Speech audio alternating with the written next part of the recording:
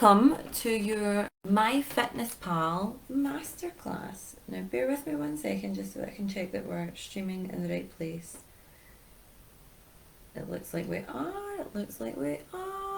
Okay, so why don't I close this tab and open this? Sounds good. Looks good.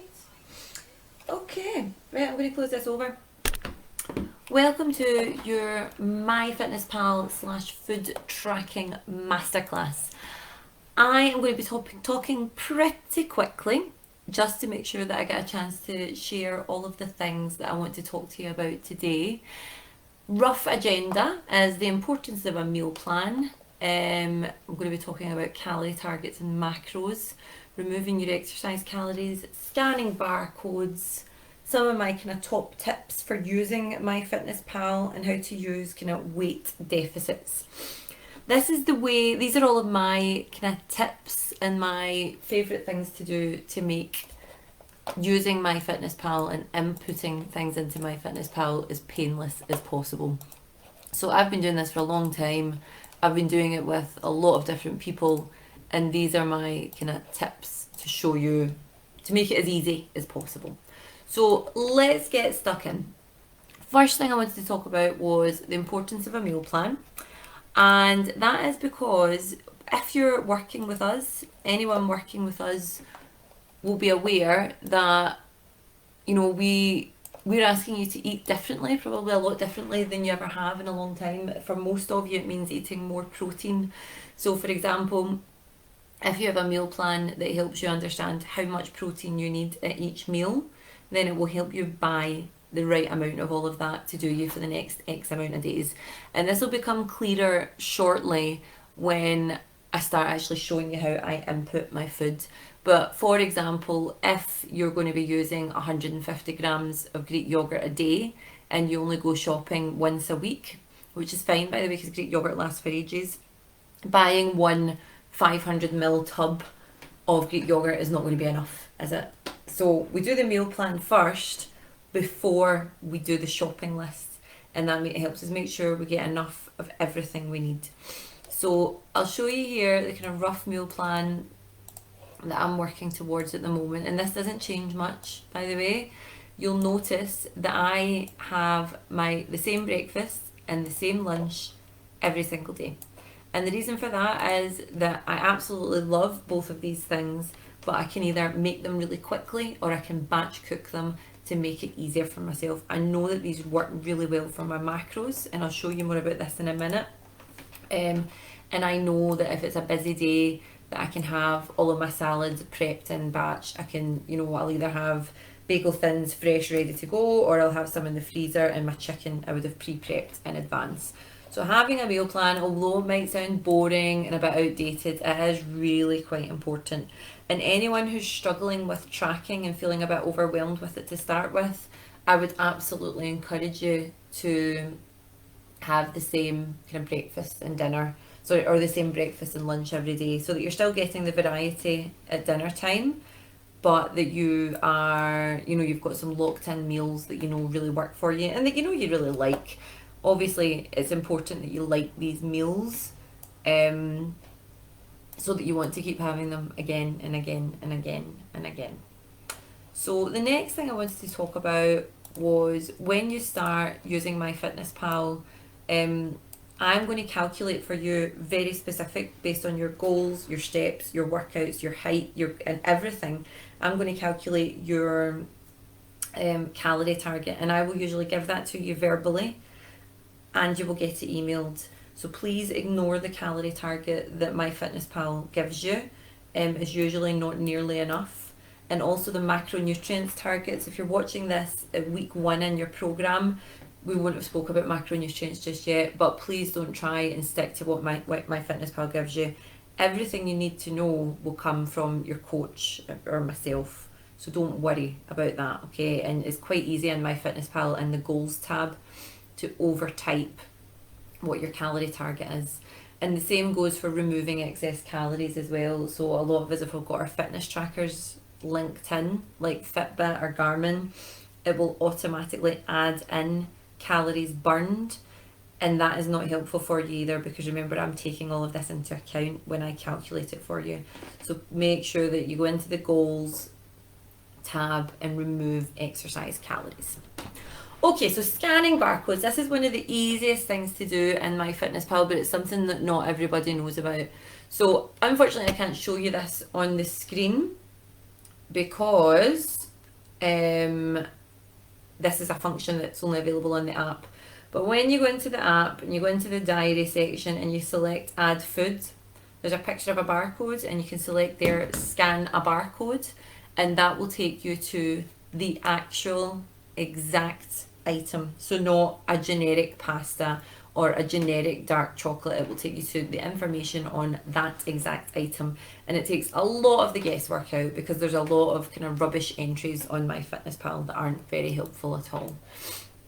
The next thing I want to talk about is, please, although MyFitnessPal is used more and more in the UK, it was typically an American app, so there's a lot of options for spoons and cups, and that is not helpful for what you're trying to do.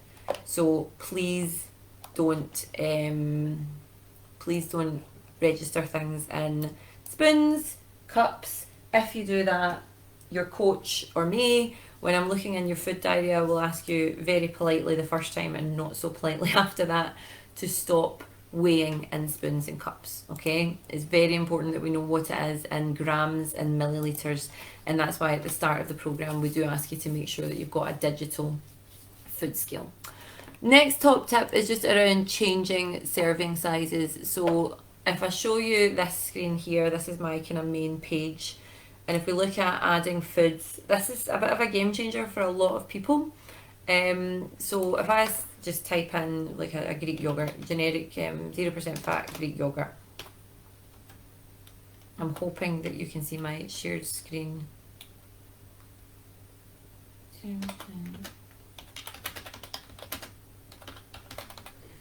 So we search for that, and remember, you could just scan it if you're doing it on your phone.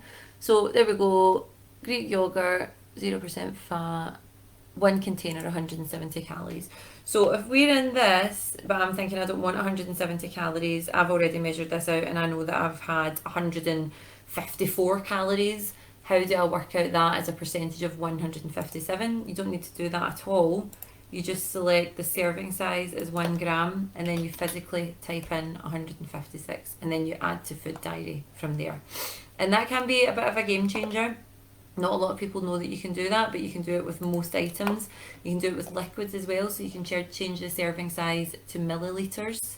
So again, no reason for cups, no reason for spoons. All right. So next we're going to go on to saving recipes. This is useful for things that you have batch cooked or things that you're going to eat again and again and again and again.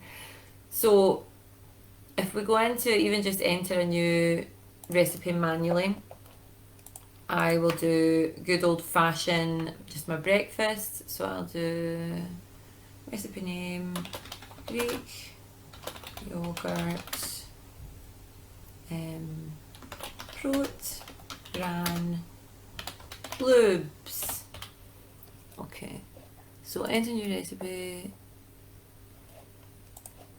Oh, protein granola, there we go. And then we just go into add ingredient,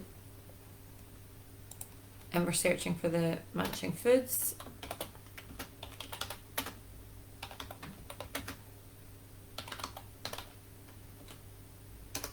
Oh my goodness. You can tell I've been on holiday a while, can you? Okay, so yeah, then we've got the Faggi one, the Tesco one, and I know that I want 150 grams, so I will type in serving size of 1 gram and 150 servings of it, and it goes. And then we will add protein granola. Again, I'm sorry to sound like a broken record, but you can scan this as well. Okay, so there we go, the Lizzie's one. I'm really enjoying the Lizzie's one right now, and I'm having 30 gram serving, so 30 servings of 1 gram.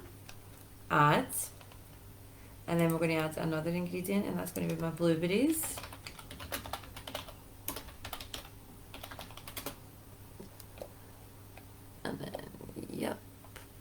frozen blueberries.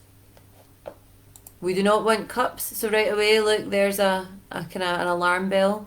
So we're going to select grams, and we're going to select 80 servings because I want 80 grams. Okay, so there we have that ready to rock.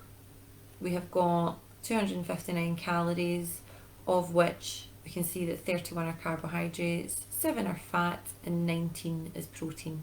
So we can save this recipe. There's one. We could also serve it as a meal as well. We already have a recipe with this name. You can tell that I've done this a few times, can't you? So there we go. And then we go to the recipe and we can copy it, and you can do this in the app as well, just with the little dots, okay? So copy, and there we save and log. I want to log it, and from here you can literally log it for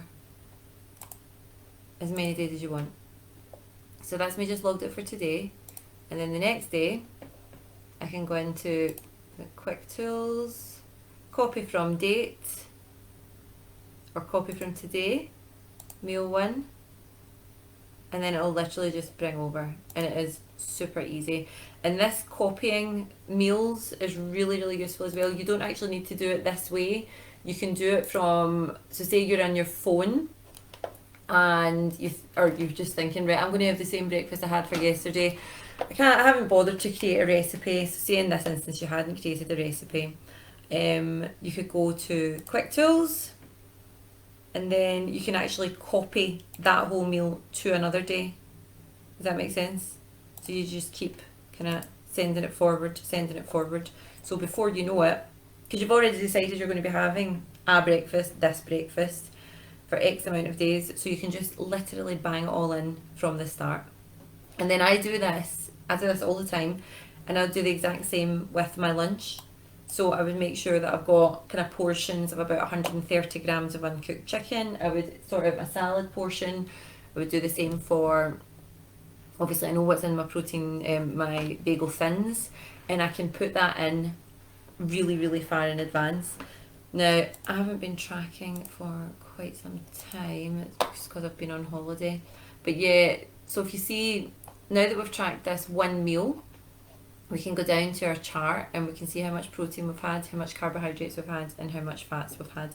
If you imagine what happens once I put in my lunch as well, and I'll probably have all the same snacks as well, so I can see by the time it gets to dinner time, right, where I am on protein, where am I on carbohydrates, where am I on fats, what do I need to make up here?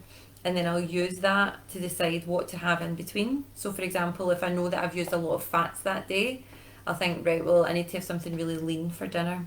Or if I'm really low on fats that day, I'll think, oh gosh, right, well, maybe I'll have full fat, cheese, or maybe I'll have a dish with sausages because I know that that's quite high in fats. So it is really, really useful. Another top tip, and I'm not sure if I can show you this in the desktop version.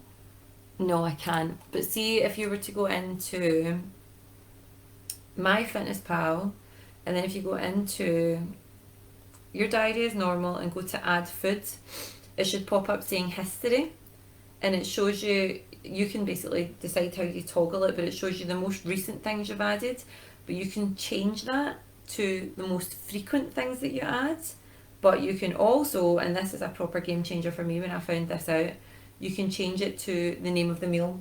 So say you've got a couple of breakfasts on rotation, you can change it to history filter breakfast, and I'll sometimes have like a bagel thin with eggs and bacon medallions at lunch, and that would only ever be saved in meal 1, so I can just copy that right away, and it's super, super, super easy and useful. So the next thing I wanted to chat to you about was importing recipes. So I'll actually just do this in real time, okay? So let's go to BBC Good Food, high protein. The reason I'm going to the BBC Good Food one is that I know that these recipes tend to be quite good for importing onto my MyFitnessPal. So high protein dinner recipes, slow cooker meatballs. Oh yum, how good does that look? So I would look at it and I would think, right, this is all the things that I need. It's even showing me in, you know, in BBC Good Food what the items are, which is really, really cool. So anyway, I'll think, right, that's a goer, that's fine. I'll copy this and then I'll go into recipes. And you can do this on the app as well, which is super cool. So import the recipe, and I just think this is super cool. So it literally brings over the amount of servings straight from this page. No, you can get dismissed. So yeah, it serves 4 to 5. So it's picked up on that. It's literally picked up what all of the ingredients are, and then it's brought it over. What it'll also do, which I think is really cool, is when you press match ingredients, it can tell you the things that it couldn't quite find, and I think that's super cute, super cool. So let's see what happens, right? So this is all I've not practiced this.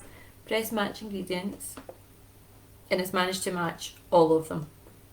But if this was me doing this, I wouldn't be very happy that that was saying a tablespoon. So I would edit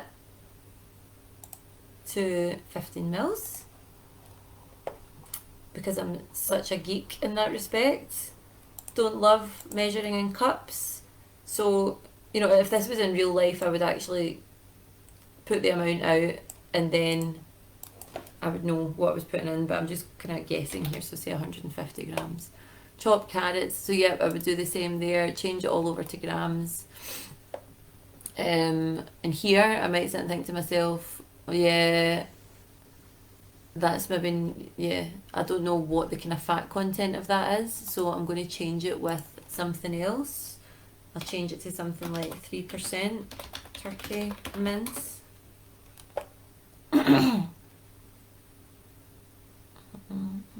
Extra lean turkey mince, and that's saying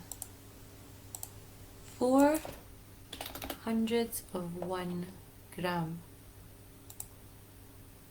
See what that's done? Oh my goodness, I've definitely done something wrong here. Let's see if that looks a bit better. Yeah, that looks much better. So on and on and on and on we go, and right, I might sit and think to myself as well, right, well I'm going to add some cheese to this. I love me some parmesan, so I'll add that too. Again, apologies for my spelling, it's deplorable. So say I'm adding, I don't know, 20 grams between the full, all the portions. So there we go. From here, after kind of sorting out this, after importing all of this, we've got it, so we can save it so that it's there for later. But what I would rather do is save it and log it. So say I was having it for dinner tonight, or I was having it for the next day, the day after, put it there. I would choose which meal. Now you've probably got it set up as breakfast, lunch, dinner and snacks, that's fine.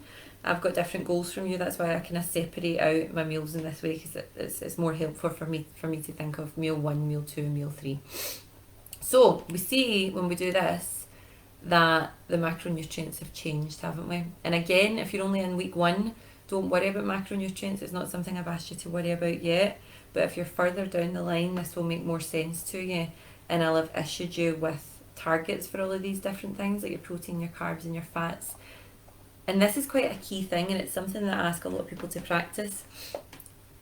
The amount of people who say to me, I couldn't meet that target because I had too much such and such, and then by the time I put it in, it skewed everything else.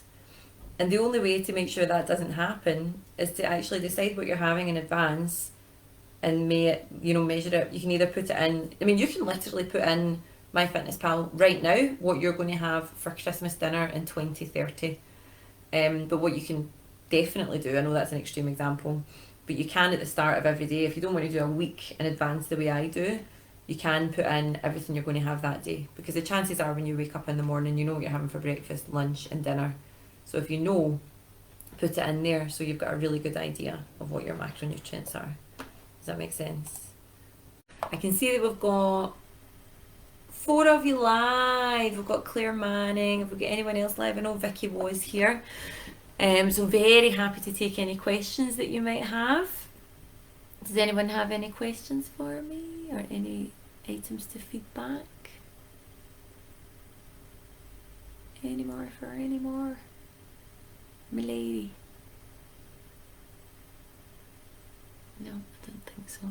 Okay, as I say, if you've seen this before, you probably won't find it, there won't be anything new in it, but I do think it's a really useful session for our newer ladies and people that haven't been tracking for a while.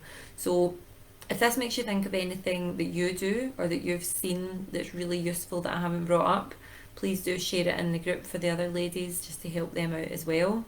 And the main thing that I'd like you to take away from this session is it's not even half the battle to tell me what you're having. I need to know how much. So eyeballing things and thinking, yeah, that's about 100 grams, it doesn't work. It's how a lot of people kind of come to obesity, or when they're using MyFitnessPal and they think, why isn't this working? It's because most of the time they're under-reporting what they're having because they're not accurately measuring what they're having. So I really need you to commit to measuring everything that you consume. Please. Alright, darlings. Thank you very much. Bye, bye, bye, bye, bye, bye, bye, bye, bye, bye.